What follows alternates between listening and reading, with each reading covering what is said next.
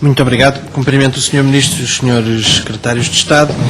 O Sr. Ministro começou a sua intervenção, aliás, de uma forma semelhante ao que fez noutros debates aqui na Assembleia da República, com uma constatação que é de facto verdadeira.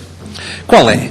É que se não houver condições financeiras para pagar as dívidas e fazer funcionar o Serviço Nacional de Saúde, ele colapsa.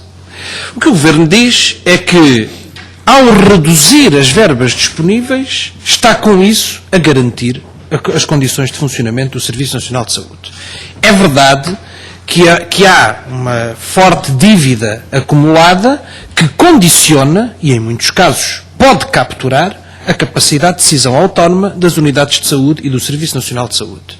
E, portanto, é preciso resolver o problema dessa dívida. Essa dívida criou-se porque, sucessivamente, os governos, incluindo os governos do PSD e do CDS anteriormente, em anteriores legislaturas, os governos sempre subfinanciaram o Serviço Nacional de Saúde. E é evidente que, quando se subfinancia, a dívida acumula. Antigamente, o método era, havia depois um orçamento retificativo, que cobria uma parte da dívida e o resto ia rolando, e depois adiante haveria outro, e assim sucessivamente. Agora temos uma dívida acumulada pelo facto de não ter havido nos últimos anos orçamentos retificativos, e essa dívida tem que ser paga. Agora, o problema é que não basta pagar a dívida, e penso que ela não estará toda a ser paga, apenas uma parte. O problema é que é preciso, para além disso, não continuar a subfinanciar o Serviço Nacional de Saúde.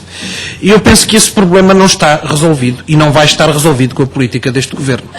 E é por isso, e isso o Governo tenta compensar com a redução da resposta e a redução da capacidade do Serviço Nacional de Saúde na resposta às pessoas. E é essa a estratégia deste Governo. Em parte, aliviar a dívida, é verdade, pelos mecanismos, não vamos agora discuti-los, são mais do âmbito do Ministério das Finanças, mas, por outro lado, reduzir, de facto, a despesa em condições que não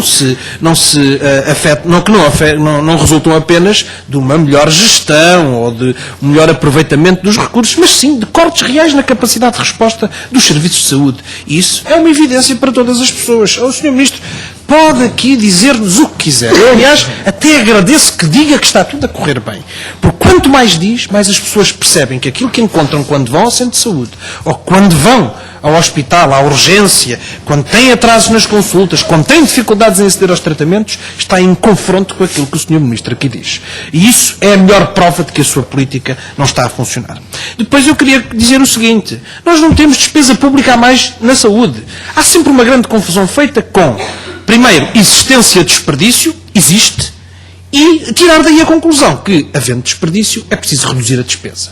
Ao contrário, se é verdade que mais dinheiro não significa necessariamente melhor serviço, menos dinheiro também não significa necessariamente melhor serviço. Ao contrário, normalmente significa pior serviço. E é isto que está a acontecer. Nós temos uma despesa pública em percentagem do PIB inferior à média da União Europeia. Nós temos uma despesa per capita, e este é o dado mais importante, que é menos 40% do que aquela que é praticada em média na União Europeia. Portanto, o apoio público a cada pessoa é menor no nosso país, e temos uma despesa das famílias que é superior à média da OCDE, isto é, cada família paga mais pela saúde em Portugal do que paga na generalidade destes outros países. E, portanto, eu queria deixar esta questão. Continuamos a ter dívida minorada e continuamos a ter subfinanciamento, e esse é um problema fundamental. Quanto à boa gestão, eu não sei se o Sr. Ministro certamente teve a oportunidade, também recebe clippings dos bons, não daqueles inúteis que outros seus colegas recebem, de ler umas declarações de vários responsáveis de hospitais privados pedindo que não se acabe com a ADSE. Veja bem, Sr. Ministro, quando é que nós ouvimos os responsáveis dos principais grupos económicos privados da saúde a quererem que o serviço público não acabe nem reduza a sua capacidade? Porquê? Porque eles assentam os lucros dos seus grandes hospitais privados nas transferências do Orçamento de Estado, através da ADSE. O Sr. Ministro já nos disse no debate do Orçamento de Estado que o valor das transferências, que nunca foi concretizado, apesar de nós já termos perguntado muitas vezes a este Governo e aos anteriores, disse-nos que ele seria à volta do valor que está orçamentado para a ARS Centro. Foi isto que o Sr. Ministro disse. Esse valor é de 600 milhões de euros e, a partir daí, nós passámos a usá-lo como um valor de referência, pode não ser exato, para as transferências para os hospitais privados. Ora, aí tem uma boa forma de gerir melhor. 600 milhões que vão para financiar os hospitais privados de dinheiros públicos.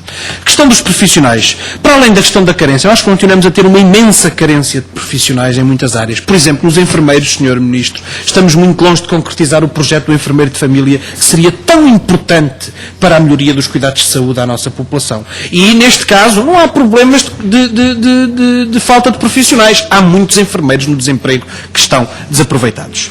Mas a questão do contrato de prestação de serviços é, de facto, escandalosa, aquele contrato dos 2,5 milhões de horas, porque é um contrato por um preço mais baixo e é um contrato que não garante as condições de especialidade. É verdade que a situação que está a ser criada há muitos anos às unidades de saúde é esta. Os governos não deixam entrar os profissionais para o quadro, não deixam que se vinculem permanentemente. Obrigam a outro tipo de medidas, incluindo estas de prestação de serviços.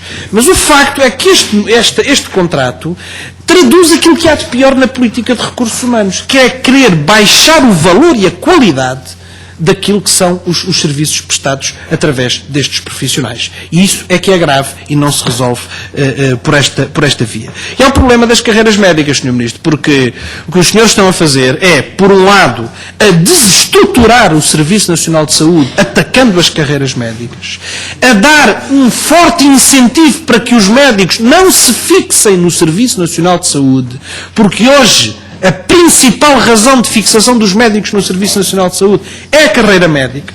E a carreira médica é uma garantia para os utentes, porque é uma garantia de que a progressão se faz com provas prestadas, com certificação da qualidade do exercício profissional, e ao desestruturar e destruir as carreiras médicas, o que estamos a fazer é dar uma machadada decisiva no Serviço Nacional de Saúde. E o Governo sabe bem disso, sabe bem que é por aí que pode atacar o Serviço Nacional de Saúde. Depois, queria ainda, já estou a chegar ao fim, vou abreviar muito rapidamente, queria dizer o seguinte. Sr. Ministro, o Sr. Ministro diz que há 1 milhão de pessoas abrangidas por insuficiência económica no âmbito das taxas moderadoras. Numa apresentação que fez a 6 de dezembro de 2011, numa reunião com o PSD e com o CDS, estimava que com o novo modelo seriam mais de 5 milhões. Bom, há aqui uma pequena discrepância. Mas eu, apesar de tudo, queria dizer que a questão das taxas moderadoras não é tanto pela receita que vem para o Serviço Nacional de Saúde, é pelo que elas significam de afastamento dos serviços. Porque hoje há muitas pessoas que não vão por causa da taxa moderadora. E esse é que é o problema. É um problema ainda maior, e esse não é pequeno, do que o custo das taxas moderadoras para aqueles que as pagam. É o problema daqueles que não as pagam porque não têm dinheiro para as pagar e nem sequer lá vão. E isso está a acontecer cada vez mais. 2 perguntas muito rápidas, peço desculpa, Sr. Presidente. Tem mesmo que terminar, faz favor. Acordo com a Apifarma, queria saber quantas empresas, em percentagem do mercado e em número, já aderiram ao acordo, porque não basta assiná-lo com a Apifarma, o próprio acordo prevê que ele depende da adesão individual de cada uma das empresas. Quantas, até agora?